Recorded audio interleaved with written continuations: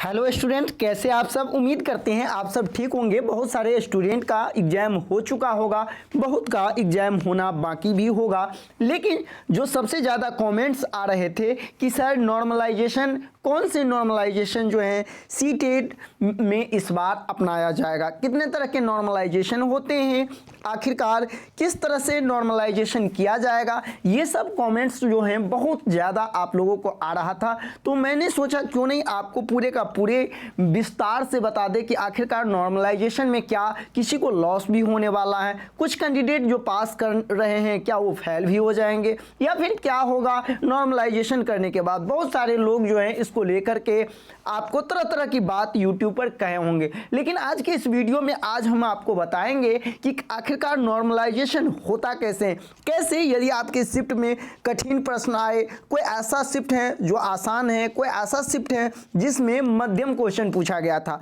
आखिरकार उसका नॉर्मलाइजेशन किया कैसे जाता है। पूरे का पूरे हम आपको नॉर्मलाइजेशन का जो मेथड होता है, जिस मेथड को अपनाया जाता है, वो पूरी इस वीडियो में बताने वाले हैं। इसके बाद आप खुद ही समझ जाएंगे कि आखिरकार नॉर्मलाइजेशन करने के बाद क्या मुझे फायदा होगा या फिर लॉस होने वाला है। तो चलिए हम वीडियो को शुरू करते हैं। वीडियो शुरू करने से पहले एक ही बात आपको कहना चाहेंगे कि यदि आप चैनल पे नए हैं तो चैनल को सब्सक्राइब कर लें, क्योंकि इस चैनल के माध्यम से आपको सीटेट की तैयारी करवाई जाती है। साथ ही साथ सीटेट या फिर अन्य राज्य के टेट आने वाले कोई भी नोटिफिकेशन होता है, कोई भी अपडेट होता है, तो इस चैनल के माध्यम से हम आपको देते हैं। तो सबसे पहले हम समझते हैं कि 2022 में जो ये रिजल्ट आने वाला है सीटेट का, उसका नॉर्मलाइजेशन कैसे होगा। तो देखिए सीटेट का जो नॉर्मलाइजेशन होगा वो सबसे पहले हम आपको बता दें कि एवरेज नॉर्मलाइजेशन होगा। नॉर्मलाइजेशन का बहुत सारे मेथड होते हैं, लेकिन इस वीडियो में जो हम बताने वाले हैं वो आपको एवरेज नॉर्मलाइजेशन की 2-3 स्टेप होते हैं। लेकिन इस वीडियो में आप नॉर्मलाइजेशन का जो एवरेज मेथड है वो आप समझ जाएंगे, क्योंकि सीटेट जो है वो एवरेज नॉर्मलाइजेशन करने वाले हैं। ठीक है, अब देखिए सबसे पहले इसमें कुछ चीज़ आपको समझने होंगे, इसके बाद आप जो है बारीकी ढंग से खुद लगा। जैसे कि आप यहाँ देख सकते हैं, जैसे कि मान लीजिए बहुत सारे शिफ्ट में एग्जाम हो रहे हैं। जैसे कि आप सभी को पता है 16 दिसंबर से एग्जाम स्टार्ट हुआ और 13 जनवरी तक एग्जाम होगा। साथ ही साथ उसमें जिनका 17 दिसंबर को एग्जाम नहीं हुआ और 16 दिसंबर फर्स्ट शिफ्ट का नहीं हुआ, उनका भी एग्जाम जो है वो 13 जनवरी के बाद देखने को मिलेगा। तो यहाँ आपको जानकारी के लिए हम 3 तरह के शिफ्ट लिए हैं। कौन कौन? तो एक कठिन शिफ्ट, दूसरा आसान और तीसरा मध्यम। 3 तरह के क्वेश्चन आपको देखने को मिलता है।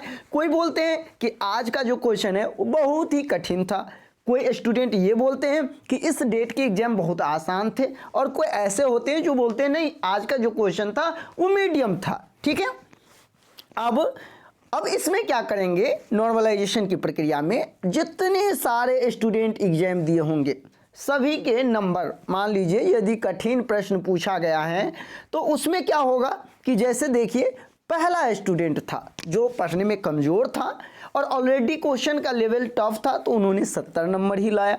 लेकिन जो स्टूडेंट तेज था, जिनका कंसेप्ट अच्छा था, वो अपना तैयारी मजबूती से किए थे, उन्हें कितना नंबर आया? 90 आया। किसी को 85 आया होगा, किसी को 80 आया होगा, किसी को 75 आया होगा। ठीक है, किस शिफ्ट में? तो जो शिफ्ट आपका कठिन था। ठीक है, अब हम समझेंगे यहाँ फिर दूसरा कि यही चीज यदि आसान शिफ्ट आ गया तो इसी लेवल के कैंडिडेट को यहाँ कितने नंबर आ गए? 90 इसलिए क्योंकि क्वेश्चन इजी था। वही दूसरा स्टूडेंट उसी शिफ्ट के जो 95 लाए, उससे जो अधिक थोड़ा अच्छे स्टूडेंट थे उसको 100 आए, उससे अच्छे थे उनको 105 आए, और उससे भी जो अच्छे थे उनको 110 आए। ठीक है, बारीकी ढंग से आप देखेंगे तो निश्चित तौर पे आप पूरे के पूरे समझ जाएंगे।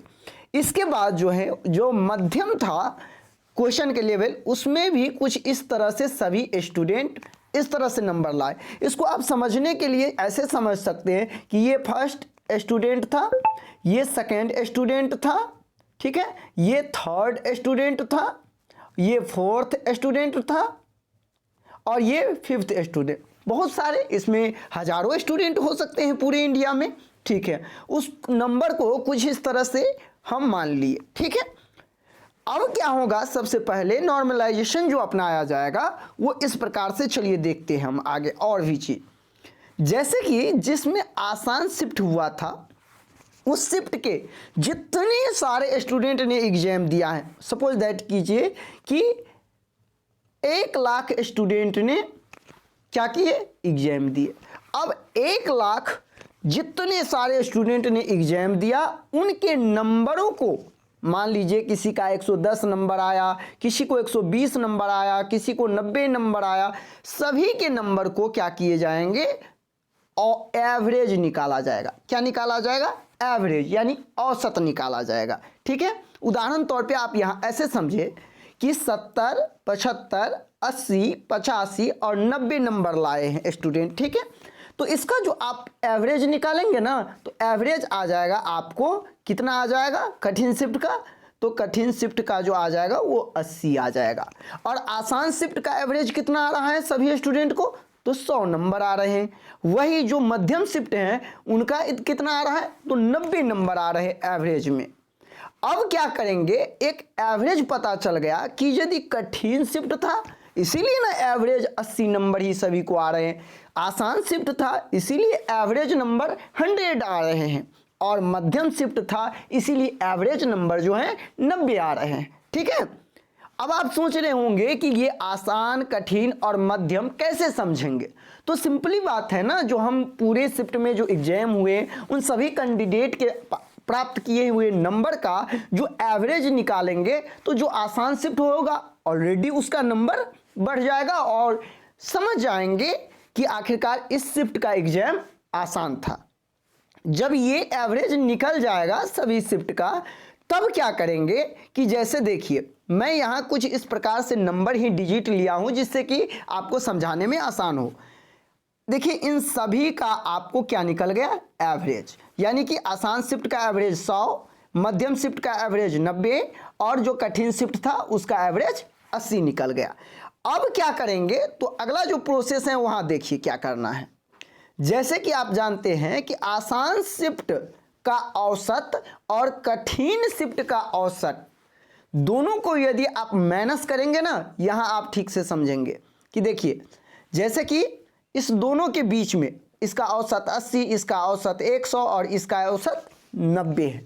अब इन दोनों के बीच में कितना का अंतर है, चूंकि इनका औसत 80 है और इनका औसत 100 है, तो इन दोनों के बीच में जो गैपिंग है ना, वो गैपिंग आपको आएंगे 20 नंबर का। कितने नंबर का, 20 नंबर का। फिर आसान शिफ्ट और मध्यम शिफ्ट के जो औसत है उसमें आपको गैपिंग कितना आया, 10 नंबर का। इसमें 20 नंबर और इसमें 10 नंबर। अब एवरेज जो किया जाएगा, नॉर्मलाइजेशन जो किया जाएगा, वो कुछ इस प्रकार से डाटा होंगे आपके पास जो आप देख पा रहे हैं अभी।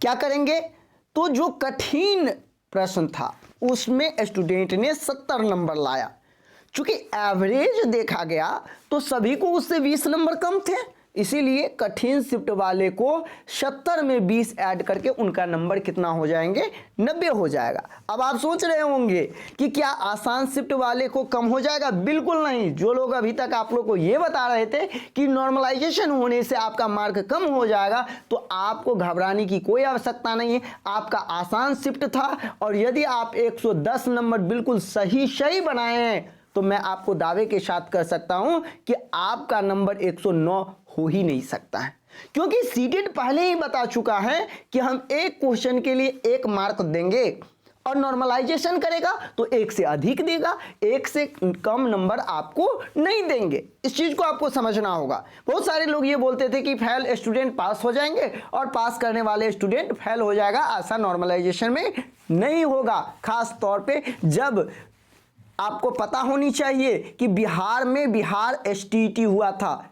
जो लोग एसटीईटी के बारे में जानते होंगे उनको पता होगा, ठीक है। और इसका भी मैं पहले ही वीडियो बना चुका हूं, यदि अभी तक वो वीडियो आप नहीं देखे होंगे ना तो देख लीजिएगा, प्लेलिस्ट में है। और उस समय भी नॉर्मलाइजेशन की प्रक्रिया यही अपनाई गई थी, क्योंकि क्वेश्चन का लेवल कठिन था, उसको हम बस उस लेवल ले आते हैं जिस लेवल का क्वेश्चन आसान था, उस एवरेज में ले आते हैं। ठीक है, नंबर कम होने की कोई बात नहीं है, इस चीज को आप माइंड से निकाल लीजिए। ठीक है, तो देखिए मैं कैसे यहां समतुल्य किया हूं सभी को। मध्यम वाले को भी 90 बना लिया, यहाँ आसान था तो वो ऑलरेडी 90 हैं ही, और जो कठिन शिफ्ट वाले को भी हम 90 बना लिए। इस अनुकूल जिनका नंबर मान लीजिए 95 आया था तो वो तो है ही 95, लेकिन चूंकि क्वेश्चन का लेवल बहुत कठिन था जिसके कारण उन्होंने 75 नंबर लाया, फिर भी उसका नंबर 95 के अकॉर्डिंग यानी उसका नंबर 95 होगा।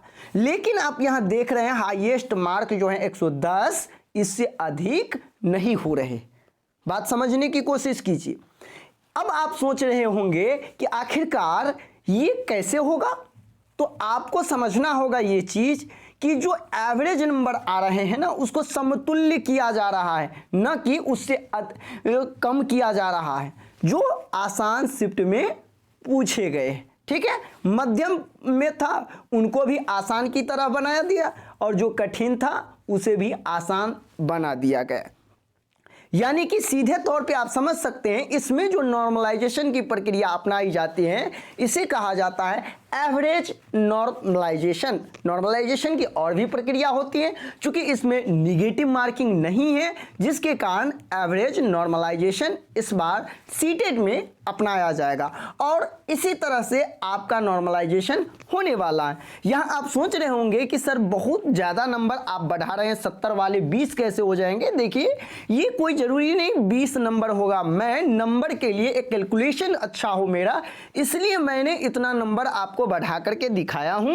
ठीक है, इसमें 5 नंबर भी बढ़ सकते हैं, हो सकता है कि आसान शिफ्ट का जो नंबर है वो 90 है और इसका 70 के बदले जो है 85 है, तो 5 नंबर ही बढ़ेंगे ना। तो ये चीज आपको समझना होगा, लेकिन आपको इसी तरह से नॉर्मलाइजेशन देखने को मिलेगा। और ख़ास तौर पे वो लोग बिल्कुल परेशान ना हो जिनका एग्जाम जो है कहीं ना कहीं क्वेश्चन आसान था और आप सोच रहे हैं कि मेरा नंबर जो है कट करके 90 आ रहा है और मेरा 80 हो जाएगा, तो उनको घबराने की कोई ज़रूरत नहीं है। नॉर्मलाइजेशन कहीं ना कहीं उन कैंडिडेट के लिए, उन अभ्यर्थियों के लिए, उन स्टूडेंट के लिए फ़ायदा होता है जिनका एग्जाम का शिफ्ट जो है कठिन होता है, उनके लिए ही फ़ायदा होता है। और जिनका इजी था तो वो तो ऑलरेडी ही उनका क्वेश्चन आसान होता है, तो वो फिर उसके लिए कोई दिक्कत वाली बात ही नहीं है। तो बिल्कुल अब समझ गए होंगे आप कि नॉर्मलाइजेशन किस प्रकार से सीटेट में अपनाया जाएगा और किस तरह से नॉर्मलाइजेशन होने के बाद आपको किस तरह से मार्क देखने को मिलेगा। उम्मीद करते हैं मेरे इस वीडियो के माध्यम से आपका सभी डाउट क्लियर हो चुका होगा। यदि फिर भी अभी भी डाउट हैं तो आप कमेंट करके पूछ सकते हैं। मिलते हैं नेक्स्ट वीडियो में। ये वीडियो आपको कैसा लगा आप अपनी प्रतिक्रिया कमेंट बॉक्स में दे, और यदि वीडियो अच्छा लगे तो वीडियो को अधिक से अधिक शेयर करें। चैनल पे फर्स्ट बार विजिट किए तो चैनल को सब्सक्राइब करें, साथ ही साथ बेल आइकन दबा करके आप